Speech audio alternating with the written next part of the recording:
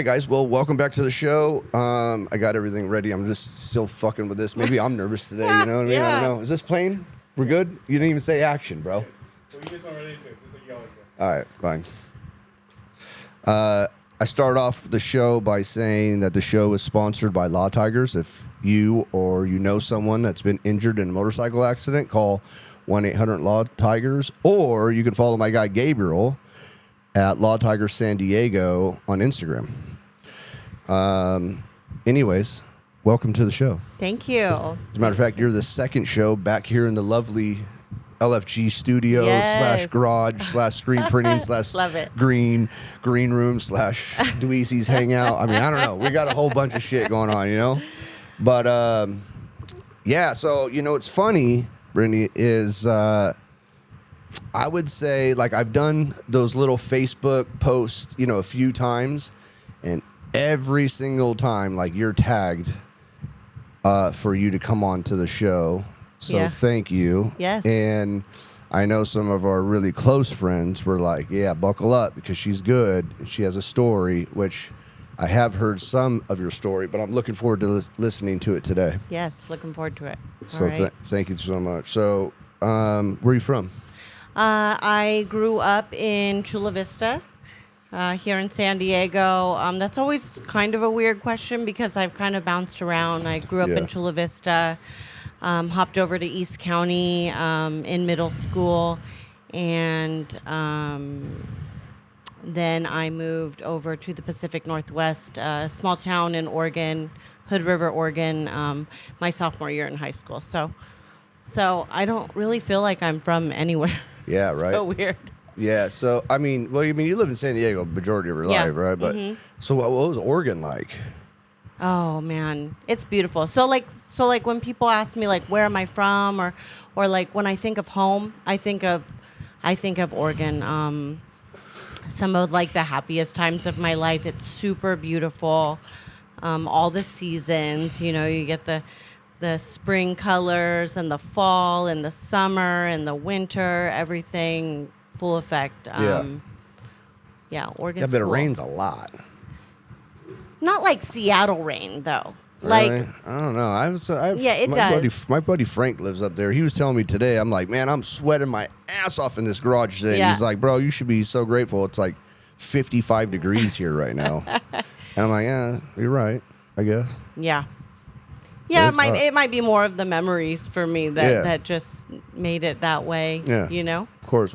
So when you were saying, like, it was good memories, like, what was good? Well, I lived with my dad. I moved out to Oregon my sophomore year in high school, and I had been trying to move out there for a lot of years, probably since I was about 12 years old, just trying to get out of situations here. You know, my family life was not the best here in San Diego. Yeah. And so I've been trying to move out with my dad, who lived out there with my stepmom for years, and the court system kept shutting it down, you know. And finally, after stuff got bad enough here, my freshman year in high school, my mom finally just was like, you can go. You know, she knew. She knew she wasn't doing right by me by keeping me here. So what was the purpose of her doing that in the first place? So, I mean, like, obviously she wanted to care for me. I have a little sister too, me and my little sister. And, you know, as parents, like, we do the best that we can. And sometimes that's just not good, you know? Sure. So my mom has like a man problem, or used to. And so all of her ex-husbands have been total douchebags. But this particular one was the first one. He was physically violent, and worse than that, like some serious mental abuse going on. On you or your mom, or both? On all of All us, of you. to be honest, you know. But she tried to keep me there, you know, and she tried to make her marriage work, and she still tried to be a mom to me and my sister, and I was just miserable, you know. So I don't know. One day in high school, there was like a big family brawl. It was like a big physical fight in the house, and like people were hurt, and I think my mom was even taken to jail. And after that, she kind of was like, okay, Wow. you know, you make the decision, you go where you want to go. So when I Yeah. was 15, I went out to Oregon to live with my dad. What was that experience? I mean, what happened? Just just typical family shit, like.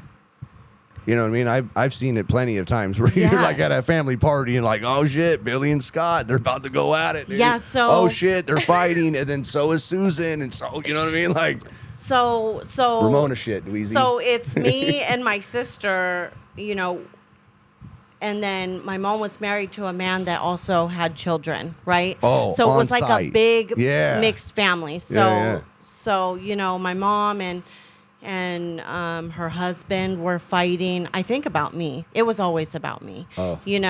And then just all of us kids kind of jumped in. It got bad. It was Yeah. bad. It was bad. Were you using then or no? No. This is like pre-using. Maybe I like drank a little bit here Yeah. and there. I might have smoked pot a couple times. At that point, I definitely had. Yeah. Actually, but no, not like using. It's probably safe to say behaviors though, for sure, right? You had some probably shitty behaviors. Yeah, I was a fighter. Oh. So You would just get them up. yeah. I mean, and I kind of grew up and had to be that way, Right, with sounds these like it, for with sure. these like relationships that she would get in. It wasn't the first time that I had been abused by a man that she was in a relationship with, So So it's physical. You said physical abuse and mental abuse. yeah, and like in my younger years, not like a husband of hers or anything, but she had a boyfriend who, was sexually abusive to me. That just created a lot of trauma from the start. For sure. So not even behaviors. Like, see, I didn't know that.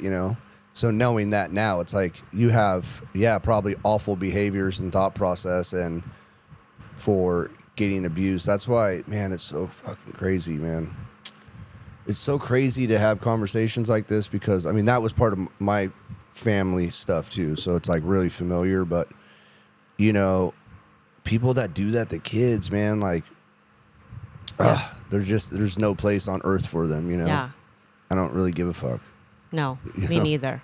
Me neither. Was that the first guy or Yeah, did yeah, it- I was pretty young, and when this happened, like I was so young that I didn't really know even what was happening. It wasn't sure. until a couple years later that I kind of like identified what was going on. But what I did know in that moment that like it was something not right, Right. made me very uncomfortable. And I knew that there would be trouble if I shared it with my mom or with anybody, So you just hold down that secret? Yeah, for several years, which like caused me to build up a little bit of resentment towards her. Like as a child, you just want to feel like safe. Absolutely. You want to feel like your parents will choose you over anything. Right. But unfortunately, that wasn't really. How old were you? I don't know exactly. I think I want to say it was like the third grade. And I think when I came to the realization about like how serious what happened was probably about the 5th or 6th grade when another friend had shared something that was going on in her home. And I was like, whoa, Right. That's what that was. Yeah. So you're like 5 probably or 6 or Yeah. something, but that's just like, man, that's crazy.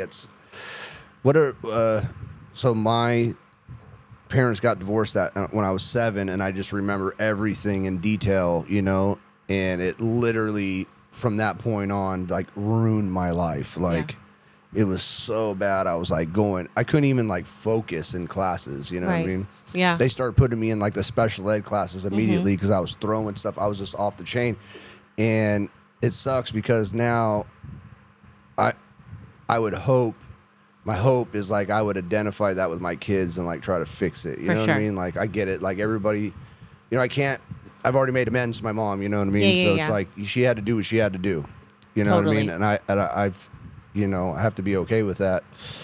I just know that I would parent differently now. Right. You know, you see some shit like that.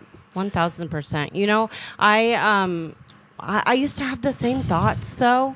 I've also made amends with my mom, and I don't think that I was truly able to do that until I became a parent myself, you know. But before, you know, I was a mother, I used to say things like, I will never, you know, make my kids feel like I'm choosing anybody or anything over them, or I will never make them feel unsafe, or I will never do this and that, you know. And as it turns out, like, I mean, nothing like that happened, you know, similar to what happened to me, but I did some things that was like the same, you know, like, you know, that like put my son in unsafe situations where I constantly chose, you know, the father of my oldest son over him, you know, constantly. And it was then that I realized, like, we just do the best that we can, even though it's not much sometimes with what we know how to do and what we've been taught, you know. I really had to learn, you know. Yeah. Thank God The for hard like way, right? recovery. Yeah. And like for all the people, you know, that came before me that were able to teach me how to be a mom, because I didn't know, you Right. know.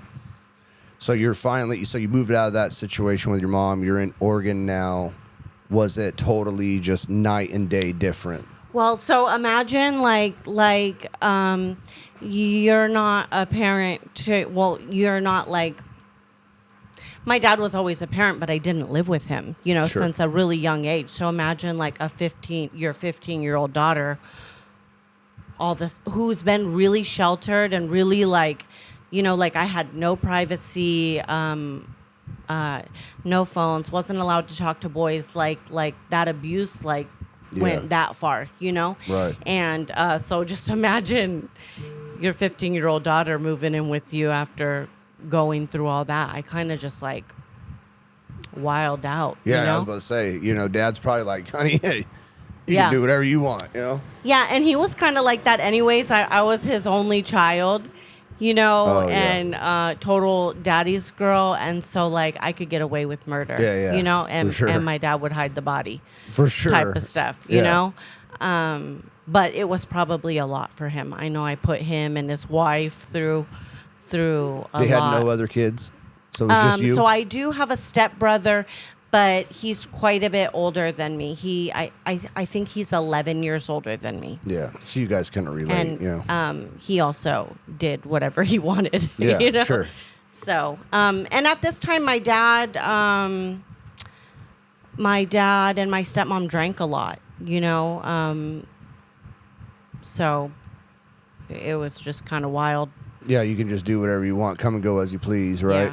Yeah. So you're 15. Is that when you started to, you know, experiment with some, you know, more alcohol or, you know, more weed? Yeah, for sure. What was your first drug? I probably alcohol and weed, but I mean, Standard issue. yeah, I was pretty young. It was like just before I moved to Oregon that I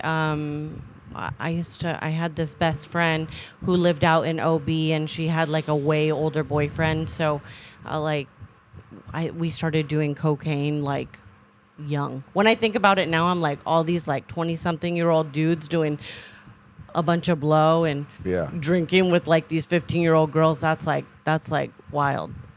Yeah. People like that should die. You know? That is kind of crazy But to think about. But that's how it was, you know. Yeah. I mean, it's funny. Like, I know that there's a line, you know, like you know, you being young and you go to parties and stuff, and like there were times like we would go to a party and be like 19, 20 and like still with high school, but ain't nobody doing nothing, you know what I mean? Like, at least from what I saw, but like, I get it. Things times were a little bit different, you know what I mean? Now, I'm sure but it was funny though, like if there was somebody that's like, you know, 22 or something, we would be like, what the fuck is this guy doing here? Right, you know what weirdo. I mean? Like, yeah, what are you doing here, bud? You know? The fuck? Yeah. Yeah, so yeah, you started doing coke when? It was right before I moved to Oregon. So Did you like it right away? No, not at all. And that's pretty much been the story with like every drug that I've started doing. You're just kind of like, what is this? You Really? know? So no, not at first. I think that, you know, I had that like sexual trauma from when I was a kid too. So like hanging out with the older people did affect me. Like I did it because it's what my friends were doing. But I found myself like really uncomfortable a lot of the time. You know, I didn't lose my virginity until I was like way older, and my friends were doing different things. So, So what was the reasoning for that? Because of what happened, or were you I just think like? so. Yeah, I think so. I mean, I'm still like that a little bit. Like, I need like that connection, or like, Sure. and yes, I do think that that's why. You know. Yeah. You're not just going out there doing the most, basically, you know. No, but I will seek that connection in people that I certainly shouldn't, you know, Sure. and be in love with people that that I should Like, not you should be in not love. be. Yeah, you should not be in love. I shouldn't know you, but here I am. Yes, and that's kind of been a pattern throughout my life. I think I made it out on the other side finally, but Yeah. but yeah. Yeah, so I went to Oregon, kind of, you know, drinking, smoking weed, doing cocaine, and that stuff continued there throughout throughout high school. I smoked a lot of weed. My dad was a major pothead. My Nice. brother was a pothead. They grew weed, you know, and I loved it. I you know. I really love smoking weed. I Really? probably still would if my life didn't, you Yeah, know, spiral. go the way it did. But I remember, like, I think that I was like in the 10th or 11th grade, and I had been smoking weed for a while. But I remember like very vividly one day, like sneaking into my brother's room to get his like, you know, one of those big giant bongs, and it was before school. And I remember like having this thought, like, whoa, I'm addicted to this, or like Yeah. it was a very clear understanding that like I wasn't just doing things for fun anymore. Like I needed to smoke pot to do anything. To maintain. You know? And it stayed like that for a long time. It's kind of crazy, man, because like you and a few other people that I've talked to, because majority of the time that people like to smoke weed more than anything else, like they don't become addicts. Like they'll fucking dabble, you know what I mean? Like I know plenty of guys that like smoke weed and drink like a 6-pack of beer, you know, Yeah. and maybe they'll do coke with their friends, Right. You know what I'm saying? Right. But it's nuts that you enjoyed weed so much and then you just kept, you know, doing some other things and like maybe experimenting, you know? Or Yeah. something. Yeah. I don't know how things would have been had I not done that. I did have a realization that like I liked to just take it a step too far, a step farther than the people I surrounded myself with. Right, like I right. had that realization young, but I mean, never did it occur to me like, oh, I'm an addict, or like I could be an addict, or anything like that. But I was always super down to do whatever. Whatever. You're here for the party. Yeah. Yeah, Brittany And- ain't playing. At that time in my life, I hadn't been exposed to like any of the like gnarly stuff. Sure. You know? Yeah, you're doing some, weeds, drinking, Yeah. maybe some coke, right? I mean, you Yes. already tried it. I mean, interesting enough. So how long did you stay in Oregon? Because obviously you're here now, and I know you from here. Yeah. So I finished high school, and I went out to college in Portland. Well, to back up a little bit, in 2009, so just before I turned 21, my dad passed away. And that was really all that was like my only reason for being out there, Yeah. So What did he die from? my dad had kidney cancer, and he battled it for about a year and a half before it took his life. When we had discovered that he was sick at all, he was already like in fourth stage. It was gone. Yeah, because stubborn, didn't want to ever go to the doctor. Yeah, I'm sorry to hear that. It's horrible. Yeah. So I think that in that time is like really when my disease kicked off. I started drinking really heavily. I started dating a guy who was my brother's best friend, and so like I was saying, he's like 11 years older. So I'm 18, 19. Having a free pass to going in the bars, and nobody even questioned me because I was with my brother and all these older people. Right. And I started doing a lot of cocaine, drinking a lot, smoking a lot of weed. That's a pretty big age gap too, for that age that you're at. Oh yeah. And then going into bars, it's almost like, I mean, I'm sure that your thought was like, man, this is cool, like I'm here at a bar when I'm 19,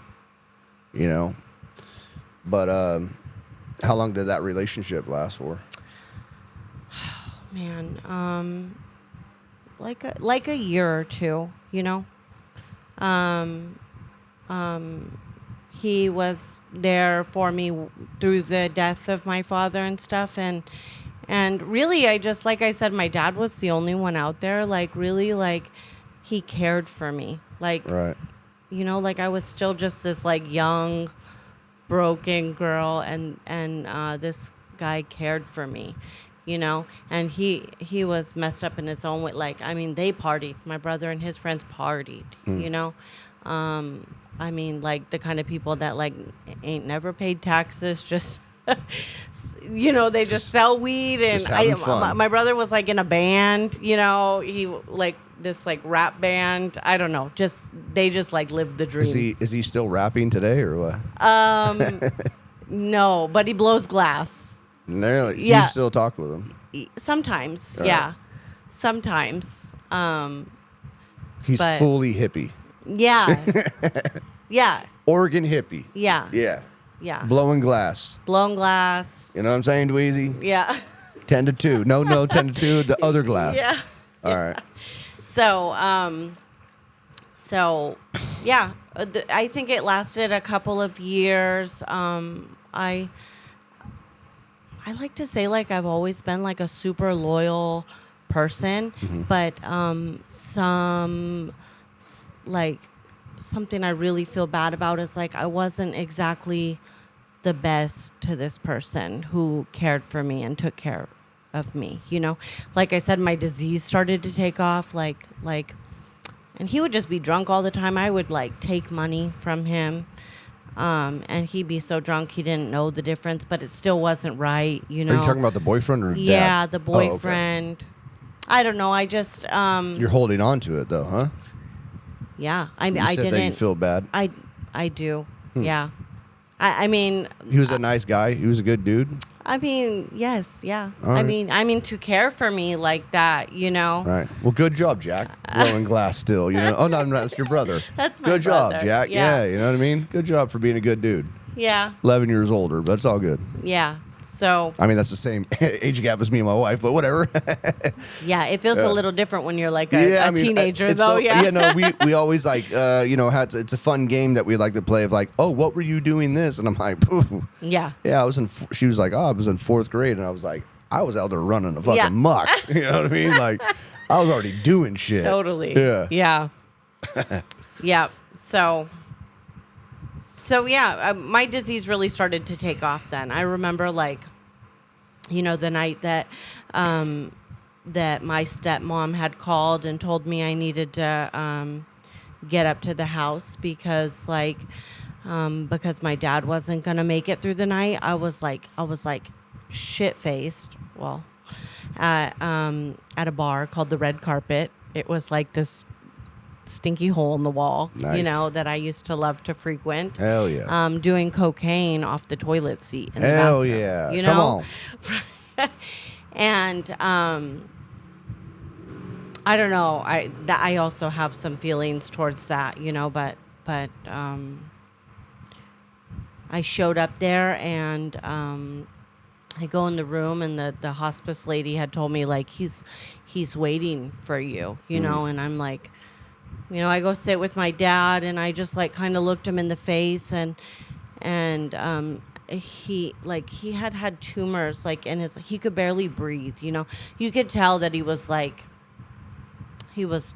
barely holding on, and I just like had like looked at him and I said, I'm going to be okay. You can go. And I just watched the life just leave his eyes right in that moment, So powerful. It's crazy because sometimes like I knew in that moment, like I was not going to be okay, but I had to tell him that. And For sure. I like, for a long time, I used to wonder like, what if I didn't say that? Like, maybe he would have stuck around, Yeah. Yeah, maybe. I don't think that. So my grandmother, the same thing. She was like waiting for my daughter to come to, like she was literally just holding on. And we're talking like for a couple days. And so I lied. And because she was not opening her eyes and she was like, just, dying. And I just whispered in her ear, like, and I said, Madison's here. Yeah. And within like 10 minutes, she was gone. That's so crazy. And Madison had been there, but she was literally, I felt suffering because, I mean, as your dad too, I mean, if you can barely breathe with cancer just running through your body, man, that sucks. Yeah. And so, yeah, you lied and said, yeah, I'm going to be fine, but Yeah. that's not the case. Nope. I was not fine, but man, love is powerful. Totally. For sure. That is so powerful. I like realized so many things in that moment, but he just loved me so much that he would hang on through that pain and suffering just to see me one last time. One more time. So crazy. Yeah. Totally powerful. Yeah. Yeah. So, it was kind of all downhill from there. I started like drinking, driving. I think I got like 3 DUIs in a year. I was like off to the races, Yeah. Right. 3 DUIs in 1 year. Oh man. That's insane. I know. I remember sitting in court and the judge is like, little girl, I've tried to get my blood alcohol level that high with nothing, like basically like you are a menace to society, Yeah. It was high. Yeah. They're like, yeah, you got a 4.5. You know what I mean? How the fuck? Yeah. Crazy story. I just dealt with that, Really? I had been driving around with no driver's license for the last 15 years since that happened. And I finally was like, Oh, it's time. We have a mutual friend in the rooms, and Eduardo kind of snitched me out to her. She was like asking me like, we should go get a passport. You should get a passport or something. He's like, she needs to get her damn driver's license first, And she's like, what?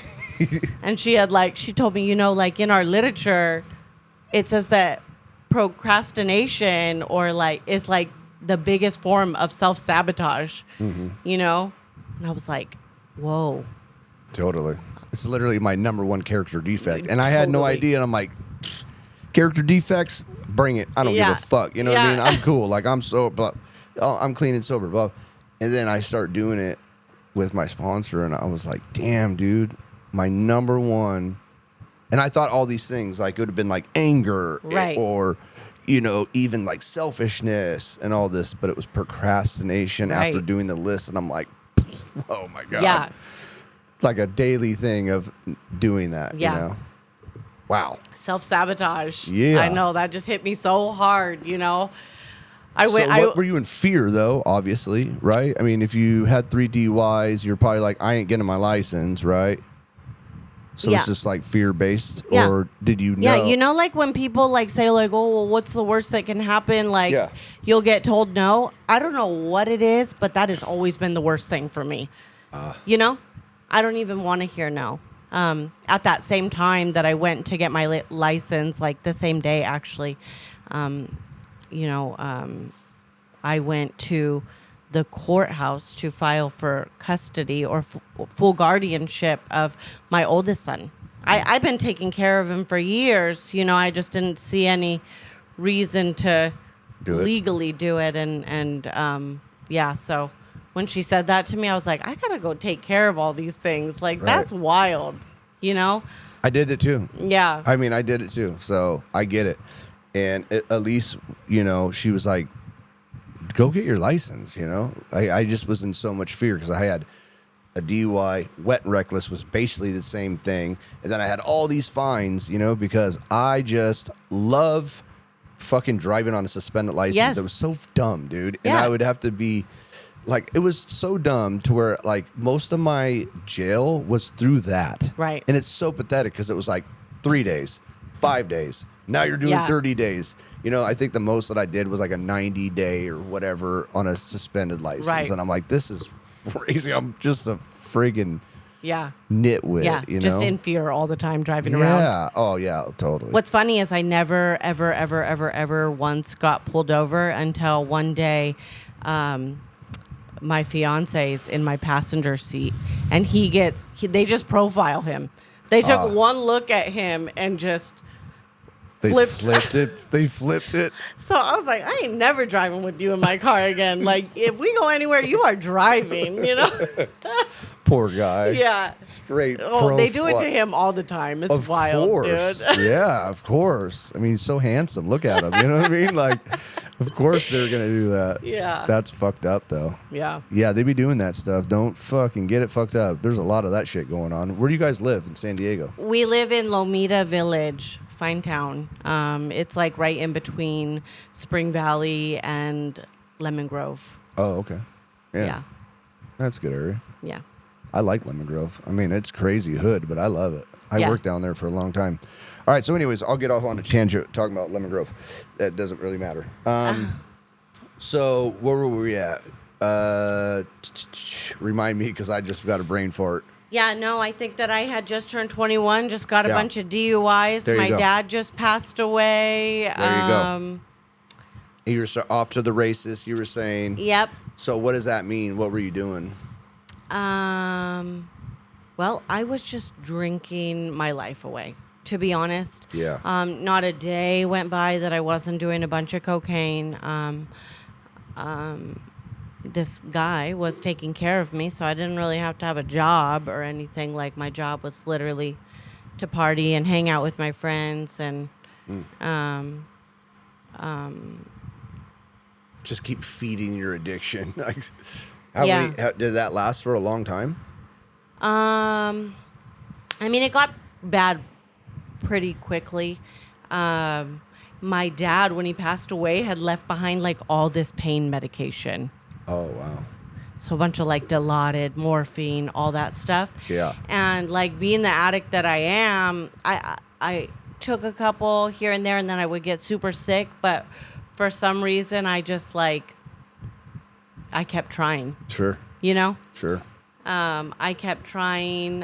Eventually, I got out of that relationship that I was in, and I did work. I lie. I did work. I didn't really need to, but I was a bartender at this hotel where I got into another relationship, and I think that that's when my addiction like hit next level because we started doing a lot of pills together. Yeah. And How fast did you go through your dad's pills? pretty fast. Yeah. Pretty fast. I know. It's so messed up, man. I'm like smiling, but it's such a awful thing. Like, my grandfather was on hospice too, and he had oxys, the OCs, like the real things, and I would just be getting loaded. Yeah. But just like you, when I first start taking pills, I've said this on the show 1,000% like times, but like I would throw them up and like find them on the ground and then like pick them back up and put them back in, ingest them again, like so crazy. Totally crazy. Nonstop. I puked so much. Yeah. Because I would always be drunk too. Right. Right. So it's like, for whatever reason, drinking and pills, it would just be probably not supposed to be doing that. Yeah. Yeah, automatic. Yeah. And it's funny though, because even with alcohol, period, and this is why I love saying this, because maybe somebody will hear it, but you're like ingesting poison. Because why else would your body be throwing it up? Yeah. You know what I mean? Our body's not meant to just like throw up unless we're sick or there's a virus or whatever. So it's like you're ingesting and drinking and snorting or whatever the fuck, and you're literally just damaging your body. Yeah. And I did that for years. I thought for sure, I did so many pills. I'm like, oh, my liver is shot. Like without a doubt. Yep. There's no ifs, ands, or buts. But man, I remember when I was at Crash, like to get in that whole physical checkup, and they're like, yeah, you're good. Like I thought for sure I had hepatitis because I've used needles being locked up, sharing needles. And then when I was homeless, I would just get needles in downtown. Fully, and like in the bushes. Full on, like, oh, this has been used. Like, let me put some water through it and then go in and hit if you even did that. Yeah. If you. Right. But For I'm like wild. Yep. So how long did you stay running amok in Oregon? So after that point, and when I was with this other guy who's passed away now, by the way, From addiction? Yeah. Things got like really intense. I think in this time I experienced being like dope sick for the first time, stuff like that. But like this guy, he was like a bodybuilder and he did a bunch of steroids and he took all the pills. Like really, even though like what I was doing was scary and the limits that I was pushing it to was scary, like he was getting so bad that it was terrifying to me. Really? And now at this point, like my dad's gone, that person that was taking care of me, I cut ties with that. Like, so really all I have is this boyfriend, I don't know. It just for the sake of the podcast, we'll call him Arnold. You know what I mean? So big, muscular, steroid guy. Yeah. Yeah. Arnold. Yep. Just always on an odd, Wait, so he was getting loaded, but that's so crazy to me. Like, why would you want steroids to be big, right, and work out? Was he going to the gym? All the time. So Constantly. he's a big dude. Huge. But he was taking pills. Yep. Yep. I don't know. Maybe like your body hurts. I don't know. I don't know about that. I really. No, he's just a fucking dope fiend. I really don't know. Arnold but, just likes to get high. Yeah, you know what I'm saying? But it was scary. I remember like we had an apartment. It was on the second floor, and we're standing out on the balcony, and he had did a bunch of 30s and like started to like nod out, and I was leaned up against the balcony. Well, he nods out and almost takes me off of the balcony, and I don't know, it scared me so bad that I called up my mom here in San Diego, and I said, I think you need to come get me. I don't think that I can be here anymore, and so my mom and my sister drove out to Oregon, put whatever they could of mine in the car, and my mom took me around Portland, Oregon to pick up all the pills I needed to not be sick. My poor mom, and she brought me back to San Diego. So the whole time you're getting loaded right on their way back. I mean, she's taking you. Oh, no, I slept the entire 18 hours. Nice. They woke me up and we were in the driveway. I was so tripped out, Wow. Like, were you getting high? I mean, you were just... Yeah, I was doing a bunch of Xanax and pain pills, and... you're on the nod. I just slept the whole entire time, And the plan for me was like we try to do sometimes, like move environments and things will be different, Yeah. You know, and that didn't happen. That didn't happen. I got doctors out here. I started doing pills out here. I was bartending out in OB. I was drinking a bunch. You know that scene, and and it was just the same old stuff. You know. Yeah, you just brought the party down to San Diego now, right? Especially like, you know, Tijuana's just right next door too. It's pretty easy to find drugs. Yeah. Well, I don't think I had like hit that level yet. I did figure out how to do that later on, but sure. I mean, at this time, this is like 2012, like you could just go to the doctor. Yeah. You know? I came up with some dumb excuses to get pills, and they always gave it to me. Right. You know? Anyways, I had this friend from high school in Oregon who, she's my best friend still to this day. And she's, you know, we had graduated college, so she moved out to Catalina Island right out here. Have you ever been to Catalina Island? No, but okay, so she moved there to live? Well, her family's like 5th generation Catalina Islander, and we used to go visit all the time, you know, because like we grew up in Oregon together, but her family's also from San Diego and Catalina. Oh, wow. So she's like, come out here. She knew I just, you know. And so I went out to Catalina, and I just moved out there, and I kind of just stopped doing all the pills. So you kick like a son of a bitch. Yeah. Yeah, it was rough at first, but I was like drinking so much out there that, yeah. That's crazy. What were you doing out on this island? I was waiting tables and bartending. You probably made some pretty good money too, really. Hell yeah, with nothing to show for it. Nothing. Like $5 and an empty sack of Coke every morning. Yeah. And I would make sometimes like $1,200, you know? Yeah. So you stopped doing pills, right? You said. Yeah. So you kick like a motherfucker, I'm sure. And when you start, so you're still drinking and you're doing blow. There wasn't pills there for you can get, or were you just like, no, I know this is fucking me up? Maybe there was, but I didn't know how to. It's a small town. You know, the city of Avalon is like 1 square mile. Right. People drive golf carts around. That's interesting. People Yeah, Yes. right. That's right. There's a bunch of bars, right? I mean, I've seen tons of pictures and videos of it. It looks off the chain. Don't they have like some wild animals there, like pigs or some It's shit, buffalo. right? Yeah. Or buffalo. Yeah. How the fuck did Buffalo, buffalo get on foxes. island? I'm pretty sure they probably put them there. Yeah, Yeah. probably. Yeah. Yeah. Huh? Yeah. Oh, okay. Yeah, that's true. Yeah, breeding like rabbits. You know what I'm saying? Yeah. Yep. So Catalina was wild. How long were you there for? I mean, I was only supposed to stay the summer. I stayed dang near like, I want to say it was like 2.5 years. Wow. That's a long time. Yep. How old were you? 24. You're in your prime, Yeah. homie. Oh, Come yeah, on. for sure. 24. Come Yeah. on. Drinking. Damn, they must have been smuggling some coke onto that son of a gun, huh? Yeah, well, I mean, it's only like 30 miles off the coast of Long Beach. So it's like 1 30-minute boat ride. That's true. You know? But you have so many people that are coming in. You have so much drugs because people are going there and they're just stockpiling, right? So if you're a bartender, people are probably just offering it to you like crazy, huh? Yep. Catalina, dude. Yeah, you got to go sometime. Dude, that is awesome.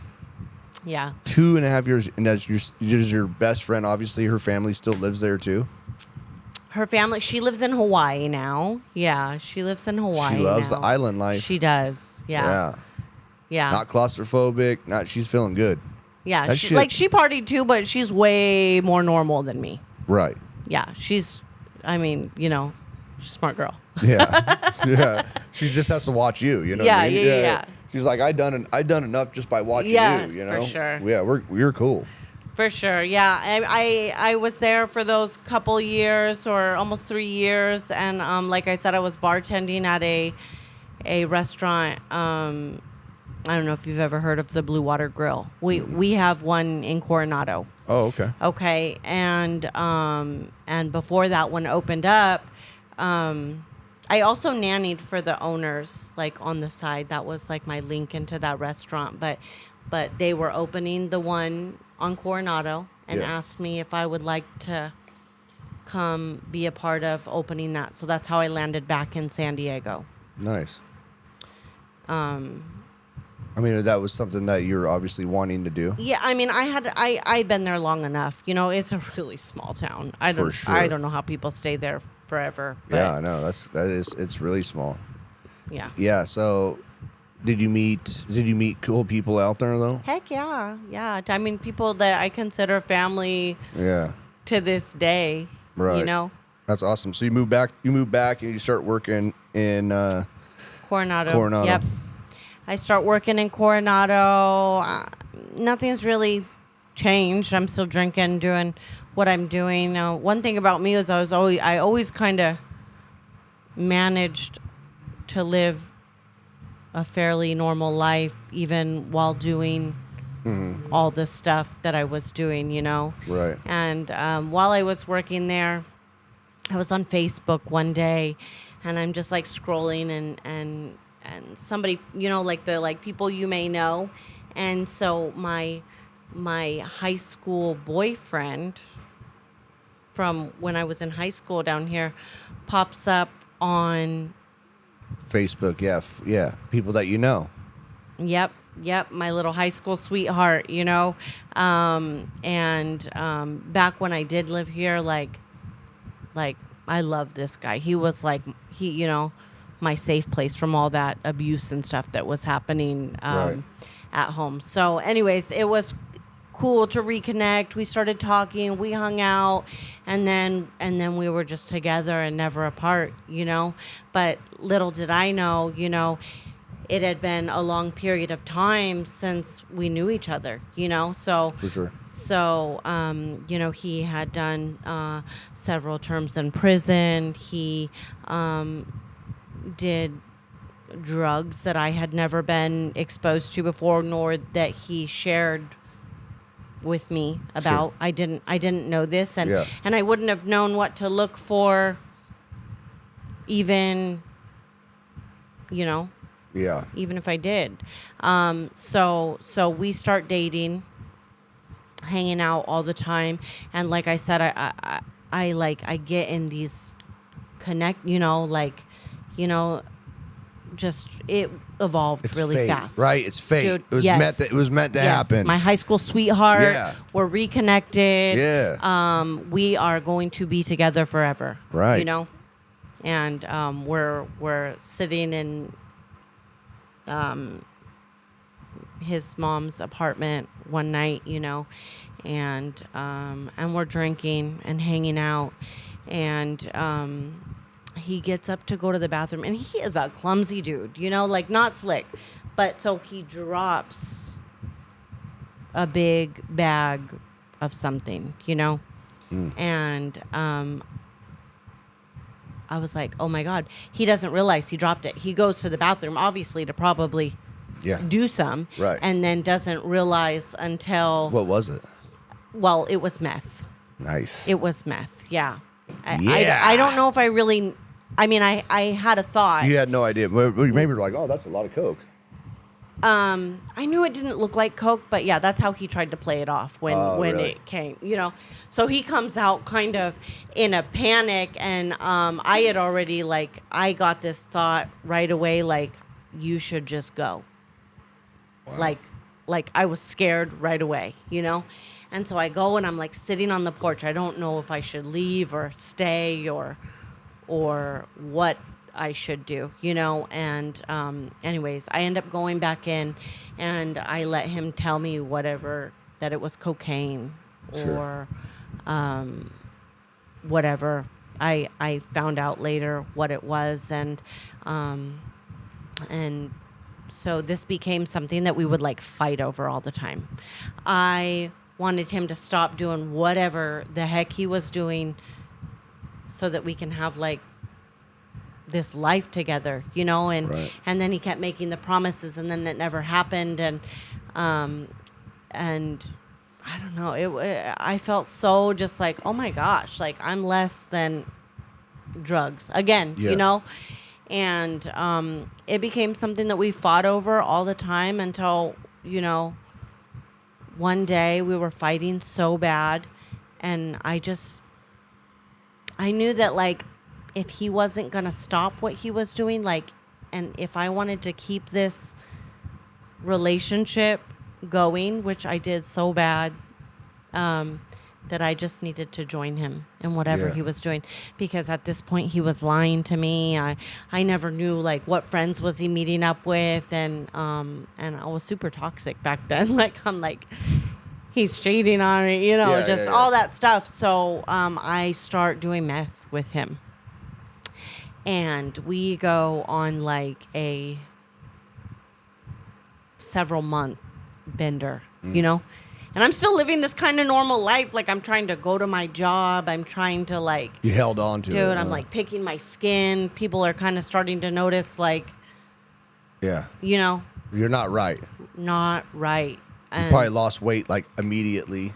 it was, yeah, You it know, was that- gnarly. That's how it's a clean, you know, for me. I mean, we know a couple of people too that just came back, and I'm like, bro, you were gone just for a Yeah, minute. smoked. You know what I mean? yeah, And, like, that's me too. Yeah, no, man, it's like automatic. Instant. Yeah, Yeah. I'm like Yep, that's me. walking stick figure. Literally. Yeah, And dude. I'm a picker, so like my whole face will be a scab. The whole thing, you know? Yeah. So, anyway, shortly after that, like, bender, I had, like, gotten, like, an infection or something, you know, what happens to us. And sure. ended up in the hospital. And while I was in the hospital, they told me they were going to give me pain medication. And they came back and they said, oh, we can't, you know? What? Did you know that you're pregnant? I was Oh like, man. what? You know? And so, of course, like, I want to, like, get my life together, have all these big plans again, you know? And I For did sure. stop doing meth, right, at that time. But being pregnant and being with somebody who cannot stay clean to save themselves was, like, it was just Horrible. not a situation you want to be in, you know? Yeah. There was nights I would, like, sleep in his car with him because my family didn't want him around, you know? It was crazy. I don't know at what point. I think, like, I got so stressed out, I went into preterm labor at one point in my pregnancy. And for whatever reason, like, when I left, they gave me, like, a prescription for, like, 5 Percocets. Nothing really. Yeah. You know, but addict me, and I don't know. I was like, well, they gave it to me, so it's okay. So then I'm like, I find myself, and this is something, like, I've not shared about. I'm just now getting to a point where I can be honest about it because I have so much shame surrounding it, you know. But Yeah. I started doing a lot of pills while I was pregnant. A lot. Yeah. This is when the going over to TJ thing started Yeah. kicking in and stuff. And Like, I'm gonna stop you real quick. I mean, just when you were saying, you know, 5, but like for us addicts, like that's all we need. all it You know took. what I mean? Yeah. And like the disease is just like boom, like, oh, cool. You're only gonna give me 5. Well, that 5 is gonna turn into 500. right. Yeah. Yeah. And if 5's okay, why isn't 500 okay? Right. You know, Yeah. like, So you just start doing pills like Yeah. crazy. yeah. Yep. And I justified it up until recently. Like, Oh, you did? You know, like, no, I wasn't using while I was pregnant. Like, you know, it was like the Yeah. doctor gave it to me.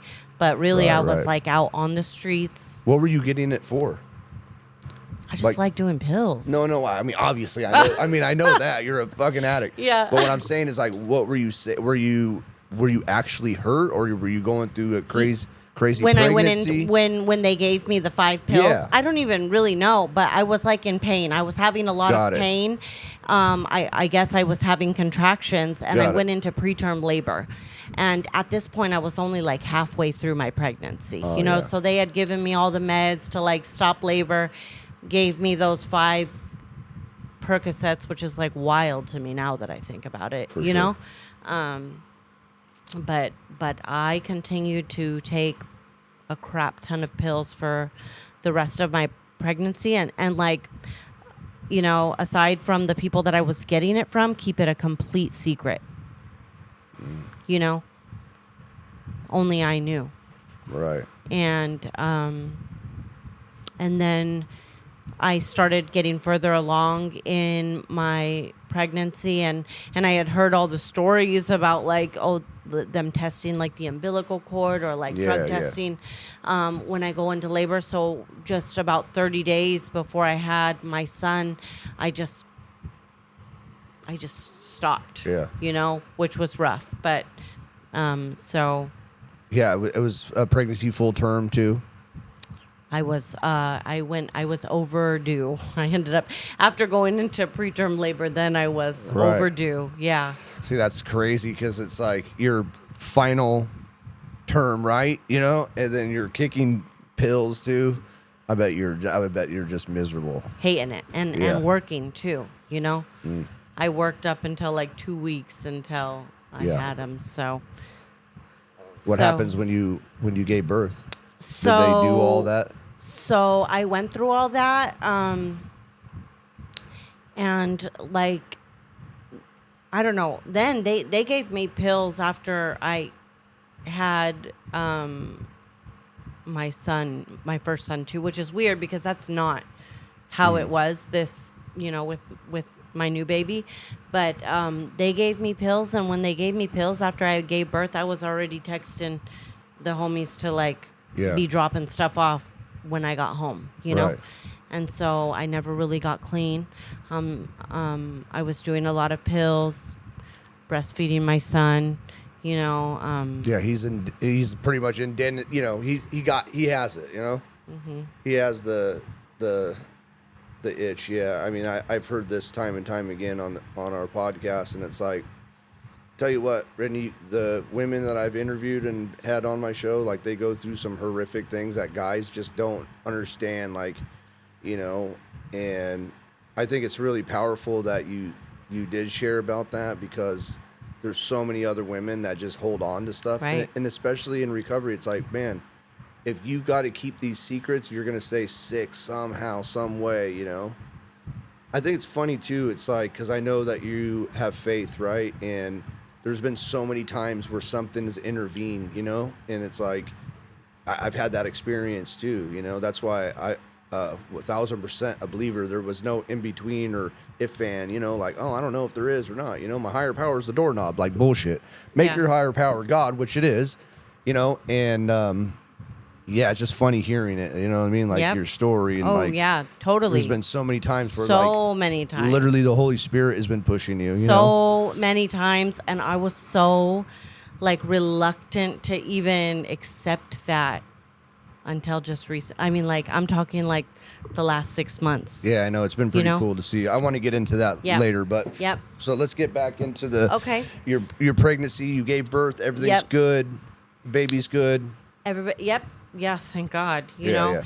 But I start using pills, and I'm still with baby daddy who can't stay clean. Yeah, he's on a mission. But he was kind of doing, like, he was living in sober living when I gave birth and kind of doing good. That was always his, you know, he'd do good for a while. And but so he loses his job, like, and I'm still doing pills, and I think that I've told him at this time. I think we might have even been doing them a little bit together, you know?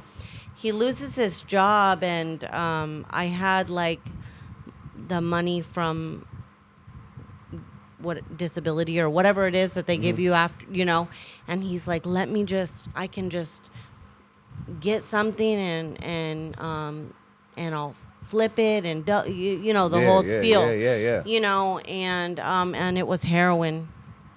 And up until this point, I hadn't done anything like that. I super hella judged him for, you know, that's crazy, doing stuff like that. Why? Because you love opiates. I don't. Maybe it I was didn't just- even connect the two then. Okay. Dude, meth was dirty to me, and heroin was dirty. Yeah. And if you did it, you are a scumbag. Yeah. You know, like that was like my Fuck thought yeah, back Dweezy. then. Yeah. Scumbag, dude. And I wanted him so desperately to not do those things, you know. For sure. But so he gets it, and we're both really bad drug dealers, by the way. And I think we all are. Yeah. You know? And he kept like, there would be times where he kept like, oh, now we've spent the money on this, and I can't keep buying all the pills that I'm buying, you know. And he would keep offering me the heroin. Right. And I'd be like, no, I'm good. No. And one day I finally just told him, like, you better stop asking me, because one of these days I'm going to say yes, Yeah. you know? And I think I knew enough from, like, what I seen him go through that, like, I did not want to be in that boat, you know? Sure. But that day came, you know?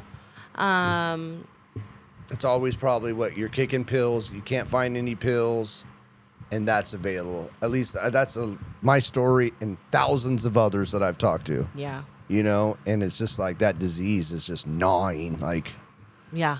you know. So gnarly. I hated it. We did it. I hated it. Like, What were you doing? Oh, let's- Smoking it for the yeah, first time, or did I you go right to a smoked- needle? I mean, pretty much, but I did smoke it for the Sure. first time. Okay. I got so sick and I was so itchy, and I was like, what? This is not the business, you know? And we started doing meth again. And so it just kind of spiraled down really fast from there. And still I'm like trying to take care of this baby, you know? And sometimes we're sleeping in the car, telling my mom, you know, staying in hotels, like doing just Yeah. way out stuff. Straight hood rat stuff. Straight up. Oh my gosh. Yeah, the hotel living. Come on. Yeah. Yeah. Yeah. And he would be like so much more high. I did not know that he like used needles or anything. Right. But he would be like so much more high than me that I would be like, what? You know, like, Am I doing something wrong yes, here? Like, yes. how are you this high? Yes. And You it would just smack- it would make me so mad, you know? Right. And I think I finally figured out what was going on, you know? And I told him, like, well, like, I want to do that, you know? And he's like, no. No, hell no, you know? And he was super controlling over, like, how I did things or how much or, like, you know, like, Sure. and I hated that, you know? Yeah. Well, my uncle is a diabetic. And so I just went over there and I just like stole myself a bag and I locked myself in the bathroom. Yeah. And I taught myself how to shoot up. And I mean, this is like a week, 2 weeks into just starting all this, Right, you right. know? And as you probably know, like things just really got Yeah. bad Yeah. from there. My family, his family started realizing like we had no business taking care of this baby, calling CPS, you know, and then we started kind of dealing with all that stuff, you know. Wanted me to go into a program. I didn't at first. It really just took them taking him away from me, you know, for sure. to try and step into recovery for the first time. And it was a long road from there, but that's kind of how I got into recovery, was trying to get my son back. You Was know, that this time right now or your first time in recovery? first time. Okay. Yeah. Well, I mean, listen, we do so much for a disease, you know, and it just goes to show you that it doesn't matter what you have going on in your life. Like, it always wins. Yeah. Doesn't even matter. Yep. Does not matter. It is so. So where did you go to your first? What was I your went. first program? So I went to not necessarily a program. I went to detox at McAllister. my son's father's mom has a friend who works there, and so she had him get us in, you know. Nice. And have you ever been there? It's like adult. No. It's adult detox. It's like the men and the women. Like we went to detox together, Right. Fine little couple Yeah. getaway. Right. And I think I made it about 9 days before we had like this court hearing for the CPS case, and I ended up messing up, where we ended up messing up, and I got caught shooting dope in the bathroom at McAllister, and took off. And he did not want to leave. Like, he did not want to leave, and he was so mad at me for taking off. And Yeah. probably, if you ever talk to him to this day, would blame, I never got clean because you made me leave detox that time. Oh, really? Yeah. Is he still out there? Yeah. Yeah. Yeah, tough. Yeah. And we ended up going our separate ways, me and my son's dad, and that's when I got myself into an outpatient program for mothers and children called Parent Care, and I got my real taste of recovery then. Nice. They had all these requirements like get a sponsor, go to meetings, so that was like my first real exposure Yeah. to it. That standard issue. Like, yeah, you're about to get a sponsor. You're about Yeah. to go to a lot of meetings. Yeah. Yeah. Was it like a Kiva place? Is that Yeah, am I saying but that it right? was outpatient. Yeah. Oh, okay. Yeah, Parent Care. So is- did your parents like take you in, or your mom take you back in after all that? I lived with my grandparents at the time. So yeah, you're doing good. Boyfriend's gone. Yeah. Baby daddy's gone. He's Mm-hmm. out there running amok. Did you guys rekindle? Yeah, a yeah. few So times, I think he went out to like the Freedom Ranch or something, and like inpatient treatment is like 90 days or something. Yeah. But I was in this like 6-month outpatient program. Anyways, he ended up coming back, and we did the whole cycle, relapsing, stuff like that. That happened a few more times before anything really stuck for a while. In this time, we started hitting it hard, living in the truck again. And he's from East County, so we'd always like pick up out here. But one day, we just couldn't find anything out here, Right. And he's like, I heard about this spot. I heard about this place that we can go. It's downtown. And we'll just go down there by the tents, and we'll just start asking people. Yeah. And so anyways, that's what we do. And we asked the first person that looked high, and we're exposed to like a whole new world, Oh yeah. Come on. So it all started out just like picking up in downtown and hanging out at 12th and Imperial. yeah, but what is like the little day center, the Neil Good Day Center, where I don't know if you've ever been in there, where people Like the hang out on library? no, it's on 17th Street, and it's a part of St. Vincent's, but it's like a day center. They have TVs, they have a lawn, and that's where like everybody just kicked it. Really? Yeah. No, I don't know about that. I mean, I know And- about plenty about downtown. And I know that like some of our mutual friends have done service there and stuff, But anyways, that's what we started doing, and really I felt like like I said, it just discovered a whole new world. It was like the Disneyland, Really? Yeah. I never you wanted made to it. leave out of downtown. Yes. Yeah, you made it. Yes. Piece of cake. Yeah. Yeah. By then, your son is probably gone again, right? Yep. My mom's taking care of him, and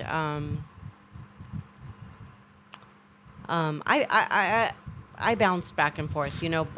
We did the homeless life for a couple of years, though, and in between, I would try to like get clean here and there. It never really stuck. Like, I really loved being downtown. Yeah. You know, like put me in my tent under Yeah. the bridge, and I was happy. You know, like I just didn't know how to do anything other than that. You know, Right. I had just started using drugs, and I wasn't gonna. Yeah, you start injecting drugs, right? So it was like And I could just do it freely, like on the curb or like, you know, like downtown. You're just free to be a dope fiend. Yeah. And that is, San know, Diego downtown is nuts. I mean, just like with any big city, Yeah. right? But San Diego, I mean, like I said, when I was homeless down there for a week, that was enough. I was like it was nuts. Yeah.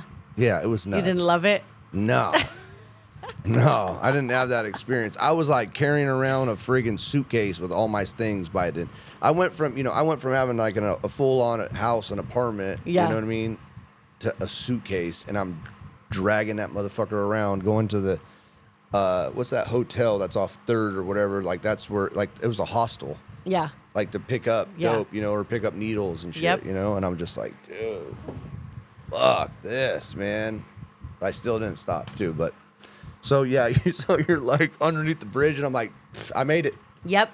Like I'm cool. Literally. Yeah. Literally, it was the best. Really? You know, I mean, in my mind at that time, I didn't have to really go anywhere to get what I need. Everything I needed was right there. How would you get the money to get the drugs? I don't think I ever used any money to buy drugs. Like downtown, another part about downtown that's like crazy and that worked for me at the time is like you could trade the dirty socks off your feet for a sack, you know, or a cotton shot or something, you know. Really? And so it was just like a trade game, you Trade, know, yeah. go jack something and trade it. I Yeah. don't think I ever had money, you know. Right. I also wasn't like a big time criminal. Like I had that fear of like I'm not trying to like do no time for anything, you know. Right. I'm not stealing cars. I'm not sleeping with people. I'm not doing none of that. So like, Well, that's a good thing too. yeah. Yeah. Yeah, who knows what would have happened, but Yeah. that's where I was at. I just For need sure. that little bit to get me to my next high, you know. So I've had Benji on the show before, and this conversation was like a year ago when he was on the show, and he was talking about you and about how you guys ran amok together. He was my first overdose experience. I saved his life Really? one time. Yeah. Yeah, that fool was on a sick one. The fact that he is clean, like I wasn't even gonna bring him up, but you know, the fact that he is clean, like should just send a message to the world that anybody can get clean, because like Right. he's one of those people that you saw and you're like, that fool ain't never getting clean. Yeah. Never. Yeah, it's funny. Like he sent me some pictures of him with the needle in his neck and the knife in his on his lap, and I'm just like, dude. But that's how downtown is. Yep. You know what I mean? It is a straight jungle. That is Yeah. for sure. Yeah. How long were you down there just doing your thing? I mean, on and off for a couple of years. Bro, that's like 10 years. Yeah. You know what I mean? 2 years downtown living that way in a tent is wild. Yeah, no, it's like before, there was like a point in time, I don't remember exactly what year it was, but like before like they started really cracking down there, you could really do, I mean, the tents just up and down the street. Yeah, and for sure. And that's when it was really cool. And Do you remember what year this was? if I had to, I think it was probably like 2017. Because I think at the beginning of 2018, they had that like huge Hep B outbreak.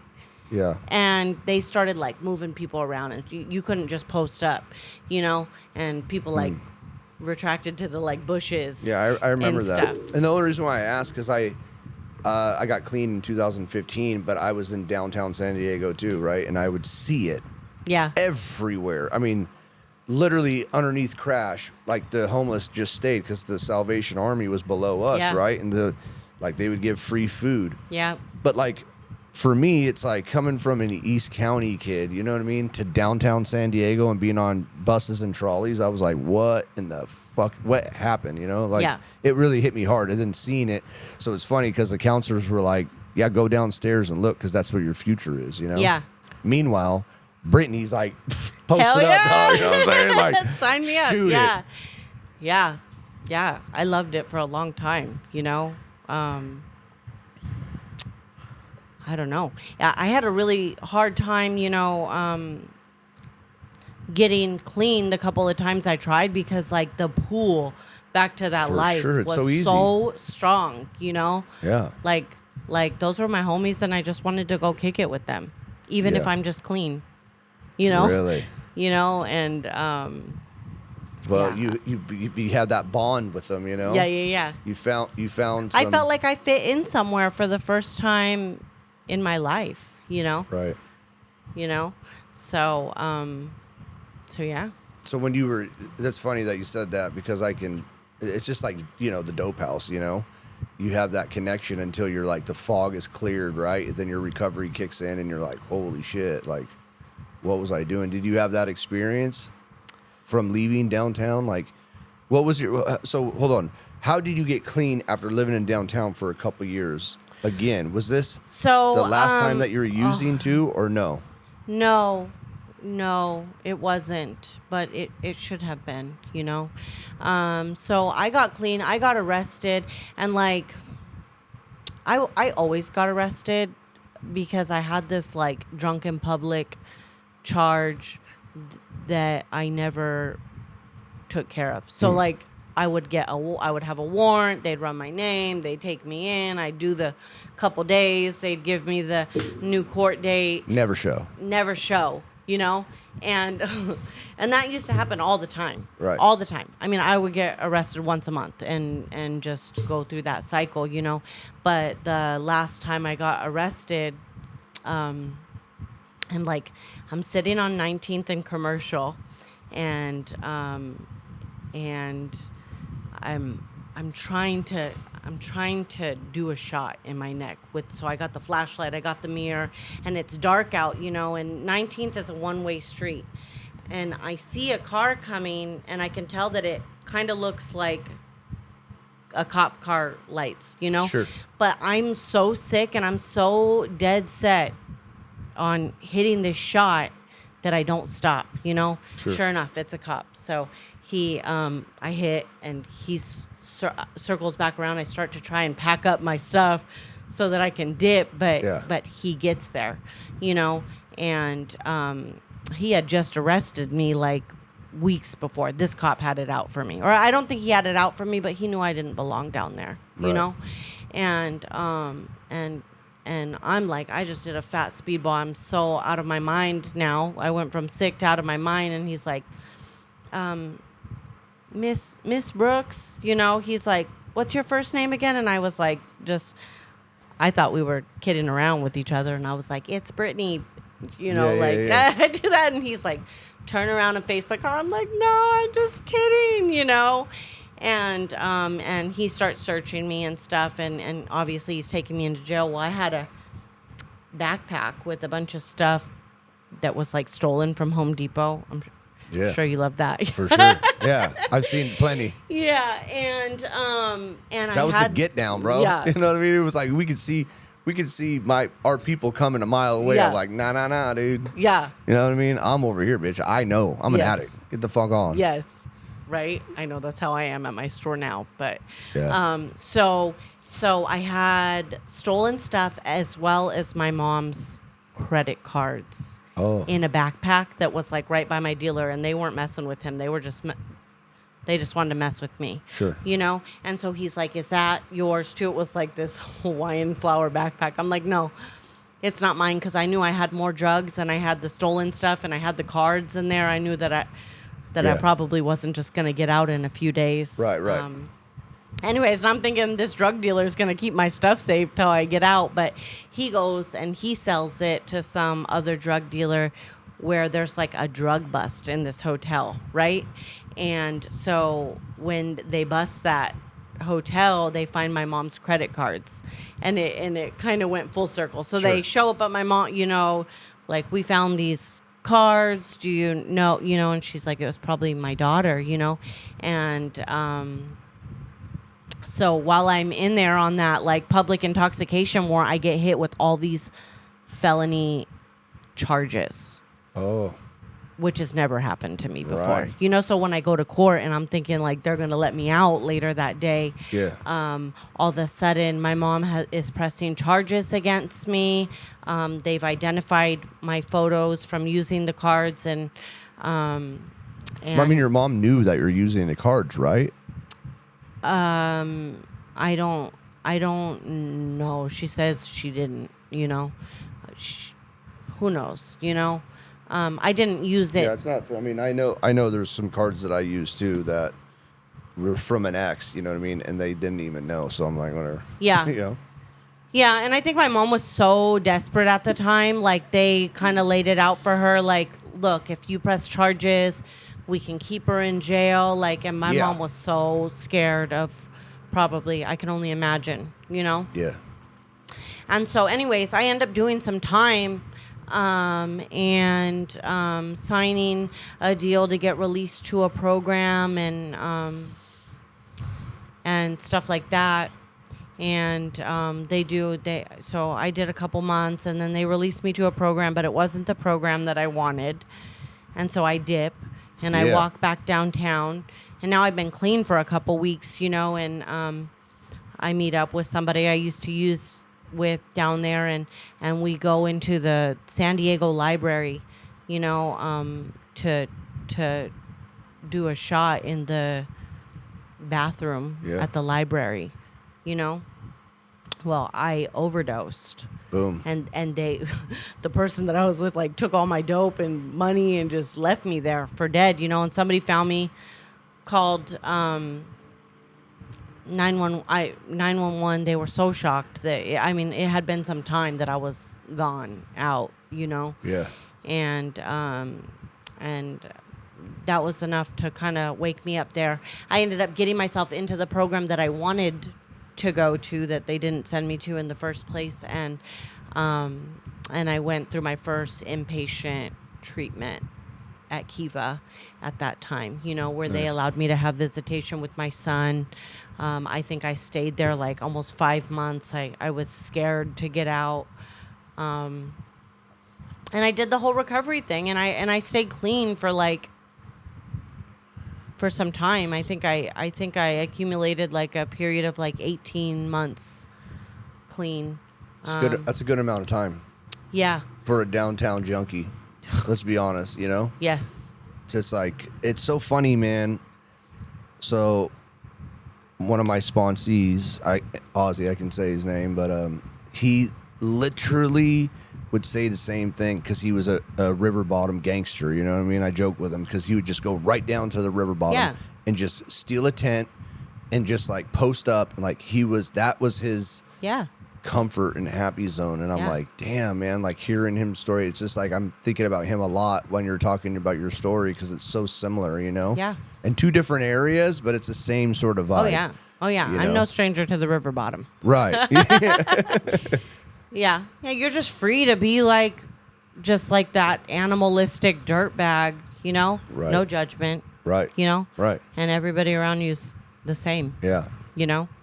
I started working, I got a sponsor, started doing all the stuff, but I wasn't really. And I had like the God problem at that time. For you sure. know? I come into recovery and everybody's like, you have to get a higher power and you have to do all these things that I just never felt a connection to, you know, and I tried to fake it a little bit. Yeah, I think what happened was like, I started working, I started dating somebody at work who like smoked and drank, you know, and he's also passed away now, but so he'd always tell me like, oh, I wish I could just like, we could just like go have a beer. And I'm like, no, like, I'm not the kind of person that you want to just go have a beer, you know? Yeah, we're going to be out in a tent in downtown, homeboy. But, you know but like I mean? somebody that's not like that doesn't understand that. And he's like, oh, I would never let you. Yeah. I would never let, I'm like, you won't find me. Yeah, there's no such thing. You ain't coming to the places that I'm going, you know? Right. But so eventually we started to like fall apart, and I wanted so desperately again, to keep that together, that I started drinking and smoking weed with him. And I'm pretty like the first time we got drunk together, we were at Chicano Park in Logan Heights, and he went to go to the bathroom, and I just dipped out on him. And see ya. Yeah. Where'd you go? Try to get some drugs? I just went to 12th and Imperial. Yeah. Just like walked, right to the spot where where to right to go. the spot. Yeah. Right. There's people posted up with drugs. Yep. Yeah. Yep. So I relapsed at that point, and I shot dope, with my friends down there for like a few days, maybe a week at the most, before I was like, oh my God, like I haven't shown up. I have a job. I have my kid back. Like, what am I doing? You had your kid back fully, or yeah, was I was living, yeah, with my mom again. She's letting me. I mean, I didn't legally, but you're able to see your son, and yes. you're staying clean. So I pulled my head out of my ass right away, Mm-hmm. and I go back to my mom's house, and I start going to work, and I'm hurting, and I'm thinking that maybe I'm just dope sick. Yeah. And I'm trying to go through work. I feel like I have a burning fever. I felt like I was dying, but part of me felt like I deserved to be feeling like that. Like, For sure. how dare I? How dare I, throw all that stuff away that I just worked so hard to, the relationships I worked so hard to mend, and the life that I started to build for myself. But, so it was like a week of feeling sick, like I was dying. One day I'm at work, and I call my family. I'm like, I think I need to go to the hospital. Like, something's really wrong with me, And so I go to the hospital, and at this point I had been working for a week, so I didn't have drugs in my system or anything, I made sure that I waited that long before I because I was still dealing with the CPS stuff, And anyways, I went to the hospital, and they discovered that I was septic, and that the blood infection was so bad it was attacking all of my major organs, and that my heart was not functioning properly. Had I wait in any amount of time, that they said I wouldn't be alive, And they, so real quick, they bombard me with all this, they're like, we have to, you're going to have open heart surgery, and all this crazy stuff, and I didn't know anything about sepsis except, I don't know if you knew about a girl named Sarah who passed away a couple years ago, but she had sepsis really bad a few years before that, and she had she went into a coma. She had to learn how to walk and talk again, so that was my head was going there. I was like, my God, I'm gonna die, or I'm not gonna have a functional life, it was really scary. But so anyways, I have the open heart surgery, and it sucked, but and they put me on all kinds of meds and stuff, and after a few days they put me into a rehabilitation, a nursing home, but they kept me all pilled out, I'm in the nursing home snorting my pills and just not being set up for success. Not at all. And I'm there for a few months, but with the intention that my recovery friends that I had built are bringing me food, hanging out with me. The plan is to go back to meetings and to get back into my recovery life, Your routine. But anyways, I was in that nursing home, and I get out and I reconnect with the guy, who smokes weed and drinks. Right. And I don't know. I'm like 3 days out of the nursing home. I still have like a very fresh scar on my chest, and we go drink a bottle of tequila at Seaport Village. Like, that's the only way we knew how to bond, you know? Right. And once again, I dip out, but this time from Seaport Village to, you know, I pick up. blacked out. Whole bottle of tequila. Like, when I finally came to, I'm like smoking crack with some old people. I don't even smoke crack, like, but that's Right. what I was doing. Right. In downtown, and The fact that you just had open heart surgery and you like are just immediately going back out. so like, crazy. So you literally could have just died. Yes. Right? So it was so bad to where they were giving you open heart surgery. That's wild. I've obviously seen pictures that you've posted on social media, which is just bonkers to me. But I mean, I've heard of MRSA, right? I mean, Yeah. nothing of sepsis though, but that's just gnarly. Yeah.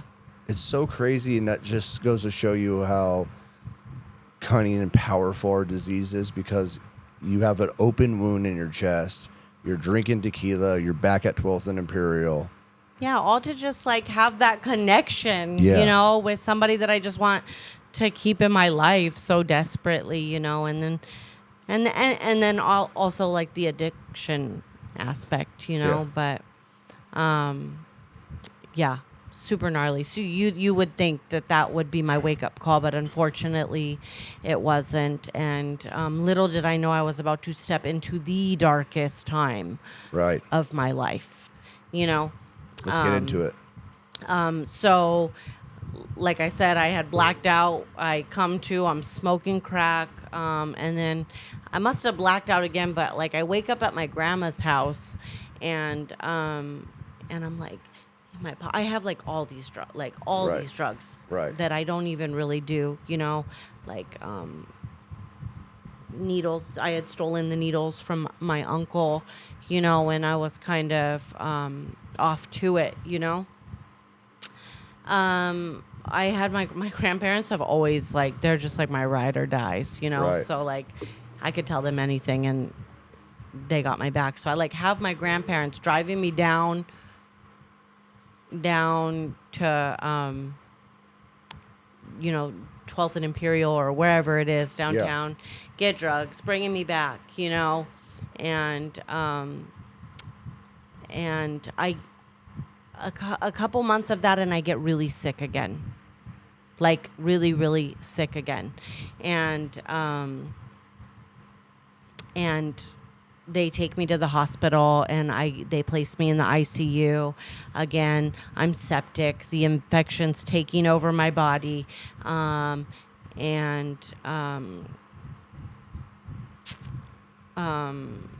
think I actually had like stopped using at this point. Again, that's always when I realize I'm really sick, you know?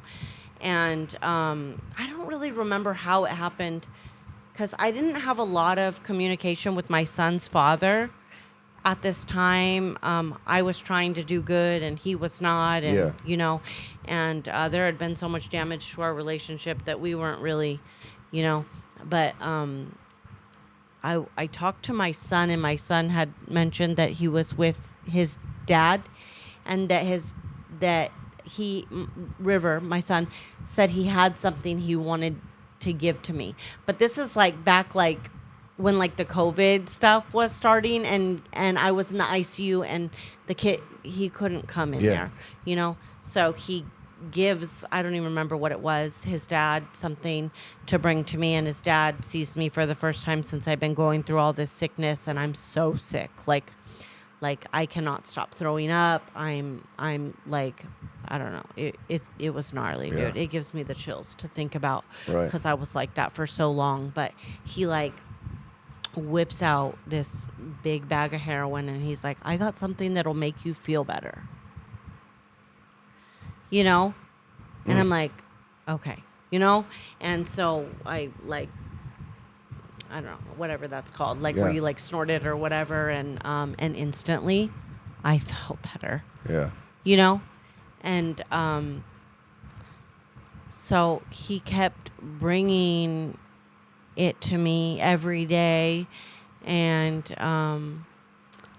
he would like leave it to me, like thinking that I was gonna snort it, but I start like mixing it up, and I have this like PICC line in my arm going straight to my heart, Right. you know, and I'm just like stealing the little saline syringes, and I'm shooting dope straight into this PICC line to my heart, you know. And they send me to another rehabilitation center after that, and he continues to bring me drugs, and I'm using every day, and we like stepped back into this like the toxicity of our relationship, you know, and I'm using in this rehabilitation center, which was a crap hole, by the way, while they're trying to like save my life, and I'm just doing the very thing that like got me The there. complete opposite. Yeah. Just killing yourself. Yeah. And I started like slipping into like super darkness. I don't even know how to explain the level of darkness I got into really fast, but I got to the point where I didn't want anybody but him to come see me, you know, and I started like doing more and more drugs. Like it went from like trying to get higher, trying to feel better, to like I had the intention of like, I don't know if it was like intention or like I just knew I was going to die in this place, and I came to terms with it. Yeah. And I was doing amounts, like lethal amounts into that PICC line that should have killed me every day, you know?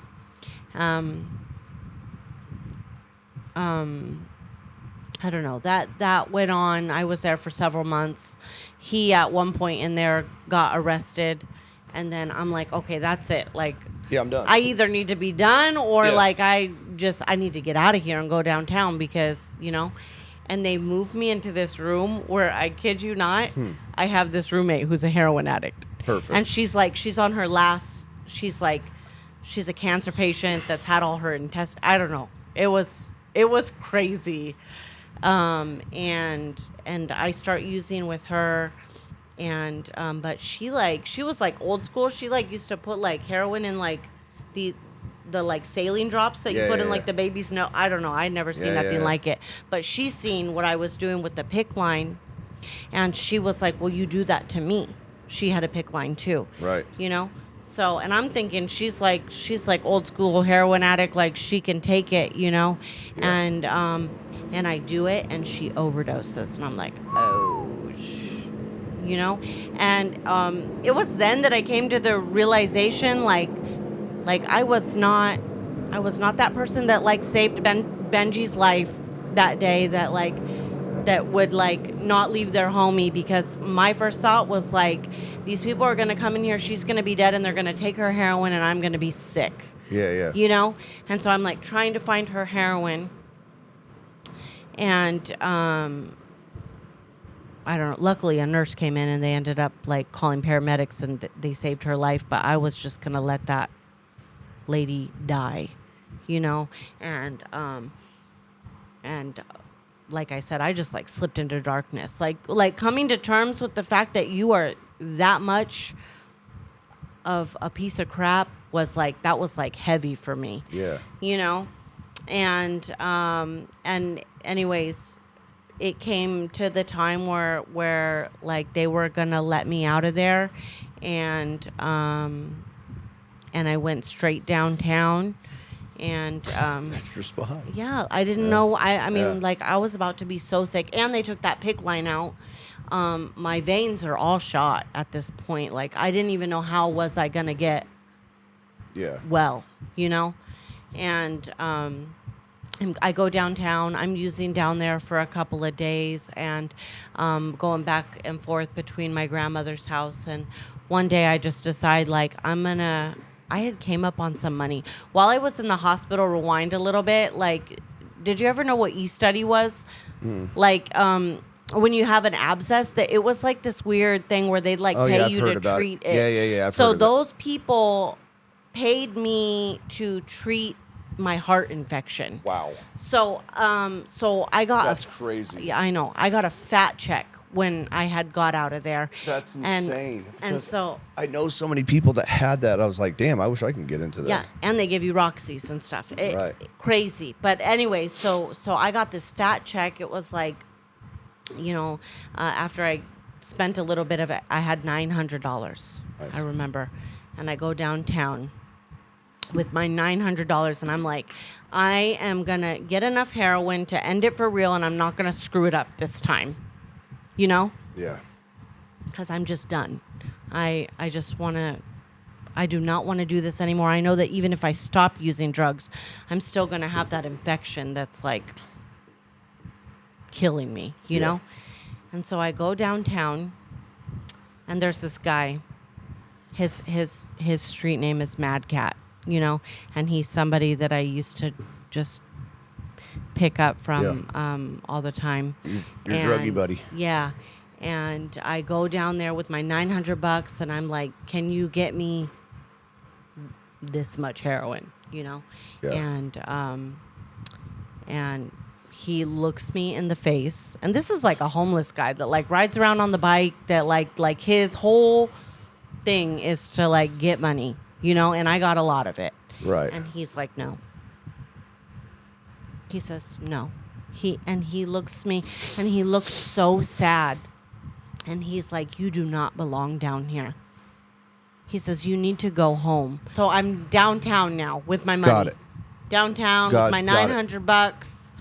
And I go to the guy that I used to pick up from all the time, and I asked him to get me that much drugs, and my plan is to go and do enough heroin to end it for good. At this point, every time I did try to get clean since I had gotten sick, like I was so sick that like even if I wasn't using drugs, it wasn't a life worth living. Like it was horrible. I felt like it was never gonna end, you know. And he had told me no. He was like, you don't belong here. You need to go home, And I'm there like with my like the sticker stitches and stuff still on my chest, like, and obviously just burnt out, Yeah. And I don't know what it was in that moment. Because obviously, like losing my son, going to jail all the time, just losing my family, all that stuff never made me think like, maybe I should get clean, Yeah. But this drug addict that refused to sell me drugs when that's literally what they are, a drug dealer, and told me like that I didn't belong there and to go home, it was like this. I just had this like awakening moment where I was like, maybe if this guy who shouldn't care about me at all can care about me enough to want me to say. Did you know him from before? I knew him from using. Okay. I see him sometimes downtown. Still? Mm-hmm. Well, that's right. You still work there. Yeah, I still see him on his bike, and I try not to make it a habit of like. But I've always told myself, like, if I get the opportunity, I'm going to tell him that he saved my life someday. Right. And he might not even be able to care. He might not even realize, like. Remember, or who knows? Yeah. I think he would definitely remember me. There's been times over the years where I've run into him, But I just decided in that moment, like, maybe I could care about myself enough to try to save my own life, I